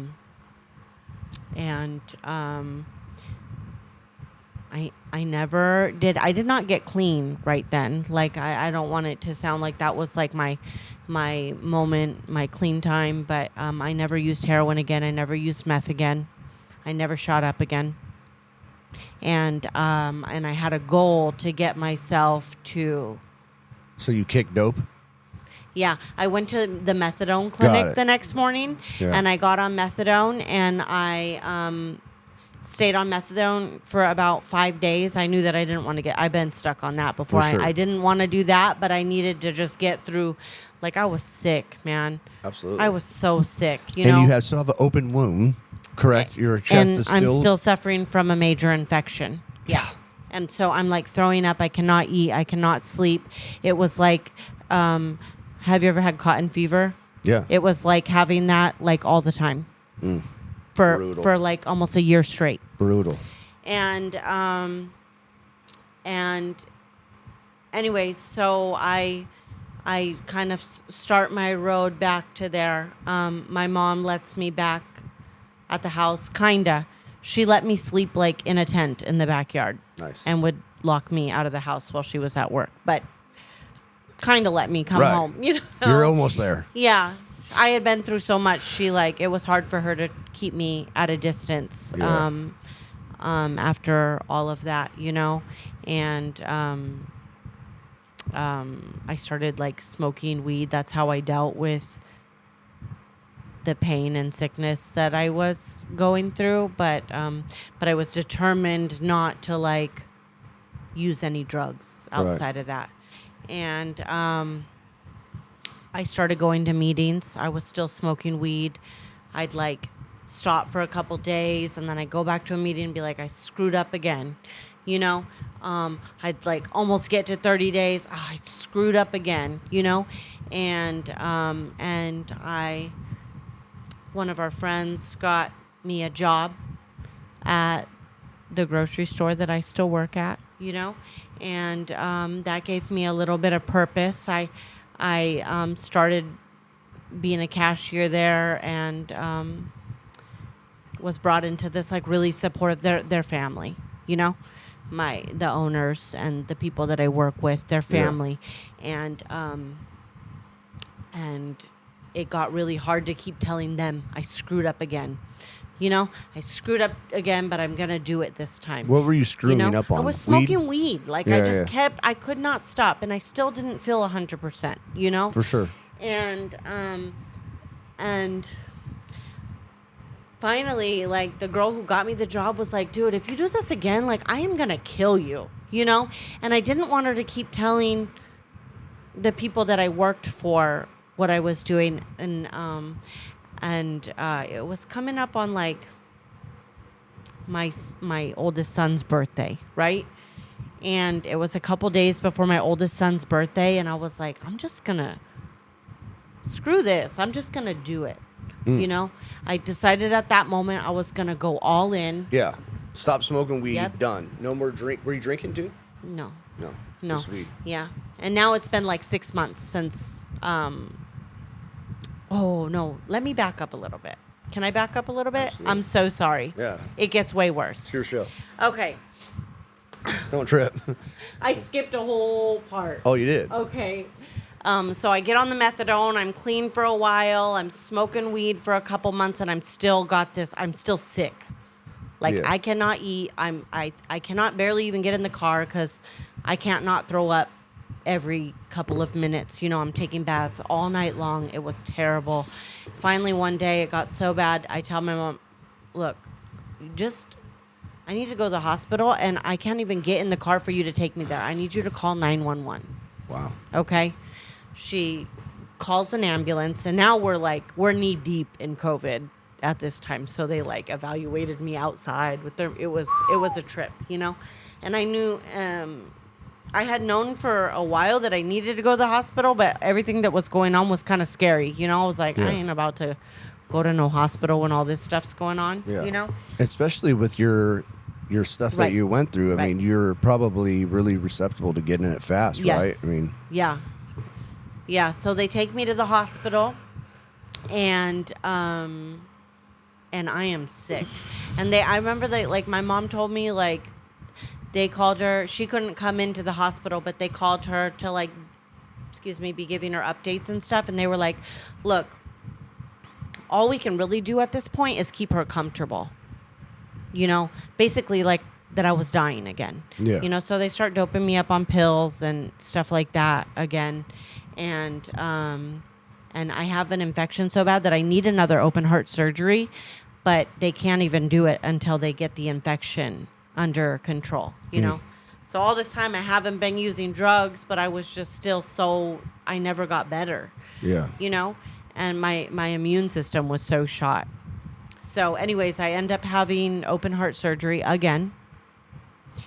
And this time I knew I had to do things completely different than the first time. Like I couldn't let them keep doping me up on pills. Like I was going to have to go through some uncomfortable, painful stuff, and then I was just going to have to do it, or else I was going to be in the same boat that I was in before, where they keep me on pills and all this stuff, keep me comfortable. So I have the open heart surgery, and like I said, the COVID stuff's going on, so they're not going to send me to a rehabilitation center this time. They keep me in the hospital 10 days. What was it like to have a surgery twice? So, I mean, at this point, and even if I had to have it a third time, it just feels like something normal to me, but it is painful.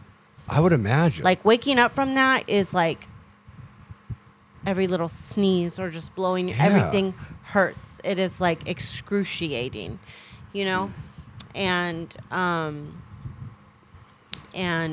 so I go home after 10 days, and as they're discharging me from the hospital, they're going over all the prescriptions with me, and there's it's a bottle of 200 oxys.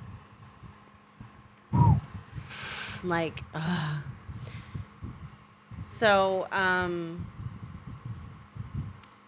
I gotta get rid of these, but I didn't have it in me to not do them, I was I'm just gonna I mean, I did half of them before I even left the hospital, Yeah. And within 2 days of being home, I had gone through them, That's when I started this smoking weed and stuff. I knew that I didn't want, now that they were gone, I did not want to do anything like that. Hey, the fact that you were just about to not tell us about your second open heart surgery too, you just skip right past all that.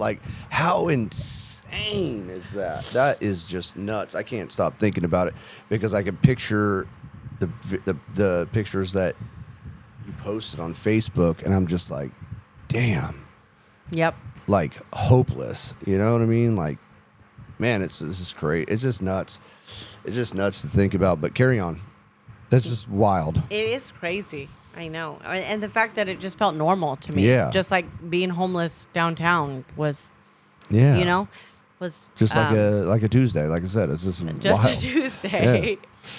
Yeah. Yep. So yeah, then back to I start working 6 months in, and I'm still smoking a little bit, and I keep messing up, but really people kind of just surrounded me. You know what we do. And I got so sick of disappointing everybody. I was either I need to just be all in to recovery and stop doing everything, or I'm going to lose all these people. And then what do I resort to then?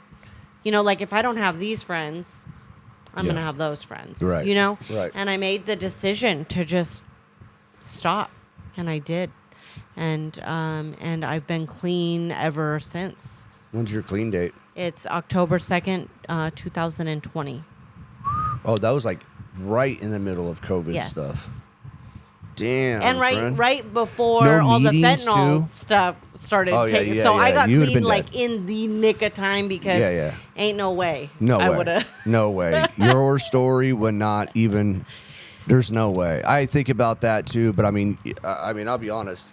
You're pretty intense, right? I mean, all addicts have very unique stories, but that are very similar, right? But I know for a fact, if I was out there using, there's no way that I would survive fentanyl.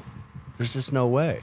No. The addict that I was, and it is still today, but it's the people that use fentanyl, they get around in a circle and they're all right, well, when you get knocked out, I'm going to Narcan you, and then boom, boom, boom. It's fucking wild. Yeah, and then it doesn't So even work wild. now. Right. Yeah, they have so many, but there's a new drug that they're using with it too. It's kind of it's like a horse tranquilizer. Yeah, and they're mixing that. You know what I mean? It's fucking absurd to me. Man, I can go on a tyrant too, because it's when is the government going to just stop having this come in? You know what I mean?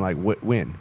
When is it going to be public enemy one, right? Where it's these cartel or whomever is bringing whatever the fuck it is, whoever's bringing all these drugs in, like, when is it going to stop? Yeah.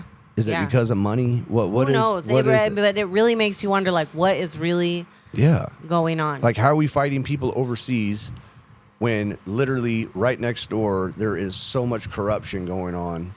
It's mind blowing. That's a whole nother show. But so boom, you got clean October 2nd, 2020, and like, what is your life like now?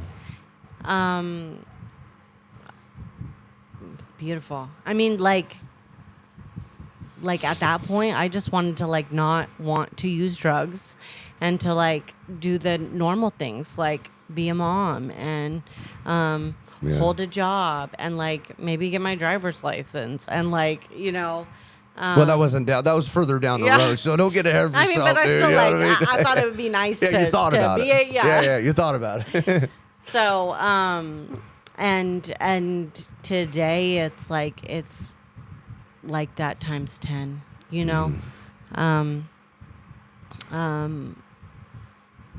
I get to, you know, like, I've held that same job, kind of. I got fired from it once for a period of time. Right. Because I did carry some of my behaviors into recovery, you know, Sure. like, but for the most part, I worked for the same people for 5 years now, who have supported me through everything, you know. So I'm employable. I'm a good friend. I'm a wonderful mother, and I can say that with no, like, you know, 5 years. If I said that, I would feel like it was a lie, you know. Mm-hmm. You have full custody of your son too? I did, yes, but yeah. Well, and so I had a baby since, as you know. Mm-hmm. So I have 2 beautiful children, a loving and kind partner who, you know, there's no messy stuff like in past relationships, you know, and has never yelled at me, not ever once, never called me a name, you know, just like the kind of stuff that we don't even think is, you know, is real. And I get to be in recovery, and I get to share my recovery with other people, and I get to hire people in recovery, and kind of show them the way was shown to me. And life is good. Life is really, really, really, really good. I think it's funny when you're saying that, because I know for people that are listening, or, you know, they're probably like, yeah, life is probably good now, because you were in the depths of your addiction. Yeah. Like, it was deep as fuck, friend. Yeah. Like, crazy. You know what I mean? Like, it's one of those things, man, where it's like, I knew some of your story, but not to that, you know, extent, man. Like, I had no idea, like, that you had that many surgeries, and, like, you almost died, and how many times. And you kind of, like, went over just a little bit when you were in the library, and you know, OD'd or whatever, like, and you were saying, like, yeah, you were knocked out for a while. Like, how long were you knocked out before somebody like I don't remember what they said exactly how many minutes, but so, like, when I finally did come to, after they gave me multiple doses of Narcan, I remember waking up to just see this, like, these paramedics with a sigh of relief, like this relief on their face, like this shock, right, that they did not think that like, you're dead. Yeah. And that was the first time I ever overdosed. Like, I was not, like, the not out type. I was not, like, you know, so that was kind of a scary thing to experience, you know. It's funny because, like, I mentioned earlier that I had, like, a higher power issue and, like, a God issue, you know. I mean, like, a serious God issue, you know, like, I just, like, straight up didn't believe in God, you know. And, like, looking back now that I've been having some, like, way crazy spiritual experiences, like, how many times God was present in my life, you know? So many.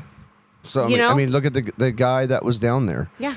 that said, you know, you shouldn't be down here. Literally an angel in the form of a drug dealer. Right. You know, like, why would he tell me that?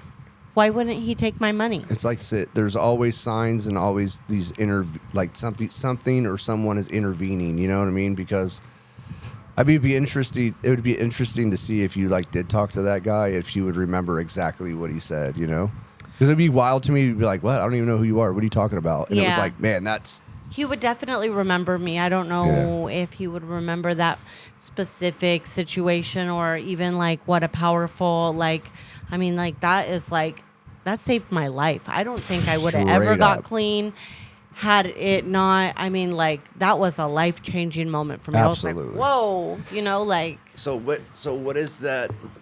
What does that look like now for you? What exactly? Your God. Your higher power. Man, well, Jesus, you know, and that is so crazy for me. Like, I mean, I don't know if you know anything about me, but I ran the Satanic Recovery meeting here in San Diego for several years, and that like helped me get to where I am, and I think that that's what I needed at that time, but I did not believe in God, you know, at all. Jesus Christ, we're gonna go about 5 more hours to easy don't trip, dude. Wait a minute. So you believed in Satan, or you did you just believe myself, right. like Satanism taught me to like seek out the power in myself, and it taught me to like really fully take responsibility for the things that, you know, the things that happened good in my life and for the things that went wrong in my life, you know? And I think that was an important part of my recovery in the beginning. I wasn't just blaming everything, you know, but the fact that God was so present in my life so many times. Yeah. And I have a lot of trauma, like, you know, like the sexual abuse and all that stuff happened in, you know, and when we were in church, like that man hid behind religion. So like I was really turned off to it from the gate. But I was going through some stuff a couple months ago or like 6 months back, and my baby had like got a little small break in his leg, and I was tired and I was overwhelmed. And I remember I'm driving to work one day, and I'm like, I feel this like heavy emotion, and I have not felt like suicidal thoughts since that time in the rehabilitation center, but I kept getting this thought like, just drive yourself off this road, you know? And it was so crazy, the feeling that I, you know, just like this dark feeling that I had, and then boom, it stopped, and I get this thought like, just put on some worship music. And that has never, I knew that like that thought could not have come from myself, you know? In fact, I had to pull over just to find some music to listen to, because ain't no way that was in my playlist. Right. You know? And so I put on some worship music, and I drive to work, and just this peace and warmness came over me, like, and I just felt the Holy Spirit present in my life, you know, and I've never been one to deny like something I feel so strongly, you know. Yeah. And I made a decision right then and there that I was gonna seek out whatever that was with my whole heart, right. You know, and that's what I've done for the last 6 months. You know, just going to church, diving into the Bible, listening to the Word, like, and it's been life-changing. And what's so crazy about that is, like, I kept this to myself for a while. It's really weird for somebody to go from, like, being, like, full-blown, like, satanic recovery stuff to, like, having this, like, God experience. So I kind of kept it to myself until, like, I figured out exactly what was even happening, well, or I mean, like if it was real, you know. Yeah, I think for myself, I was like kind of like in fear because people wouldn't be able to relate or understand, you know, and like I mean, I get it, right? Like, you know, recovery teaches us to have a higher power, you know, like in our literature, it says God a lot, but I never really focused on it, you know, Yeah. like I do now. And Jesus too. Like, it's crazy to see the transformation from you. And honestly, I didn't know about the satanic, but we have friends, and I know like that, some friends, you know, and like they're really like asking a lot of questions right now. Yeah, hard questions. So it's kind of like, man, maybe Yeah. something else is working, you know, or whatever. I keep on telling one friend, man, your transformation is going to be real Right. beautiful, you know? Right. But, Right, because you know it's real, and like Yeah. that it could happen to anybody. and I know that you just got baptized too, right? I did. Well, I mean, like, I was not kidding when I decided to like go all in and seek Yeah. out whatever that was. I was gonna do it. You know, my mom. I remember my mom asking me, like, when I made the decision to get baptized, she's like, "Don't you think you want to like think about it a little bit?" Yeah. And I was like, there is nothing for me to think about. You know, like who am I to deny, you know, somebody that literally died on the cross for my, you know, like, who am I to do that? Yeah. And it's been super beautiful. And while all this, like, I was keeping this to myself, then a lot of my friends, you know, start like posting or like talking about how they were coming to Jesus. And I'm like, okay, you know, and there's a couple people that are like major shockers, like me, you know, like, Yeah. yeah. Like me. Like even the other girl that used to run the Satanic Recovery with me, and both of us are going through this separately. Yeah. And I just like, I started seeing her little Instagram stories, and I'm like, this girl is going through the same thing that I'm going through, and I'm Right. going to ask her what's up. Right. You know, and she just laid it all out, you know, and she's not the only one, you know. Yeah. Our friend Bree is like that too. Like, well, that's another, yeah. that's her story. Is just like, it's so crazy because she's doing pagan dinners, you know, and like. Oh, I used to go to them with her. Oh, you did? Yeah. And like seeing that sort of transformation, and like we go to church every Sunday and she's there, and like seeing how involved and active and like she's present, it's really, really cool to see. Yeah. You know, it's really so cool to beautiful, see. and I'm so blessed that we get to all like go through this together. Yeah, everybody's on the Jesus pink cloud, you know what I mean? It's And so I'm like, crazy. great, And that's cool. like how we all had like babies at the same time. Yeah. Right? Like, and dealt with like postpartum and all that hard stuff. Like, Yeah. like now looking at it, I'm like, oh my gosh, God knew that we could not, that we needed a village to go through those things with. For sure. Just like now we get to find God and like do all that as a village. Right. You know, and he's just so funny like that. And Yeah, I just got goosebumps. That's crazy. Man, that's so good.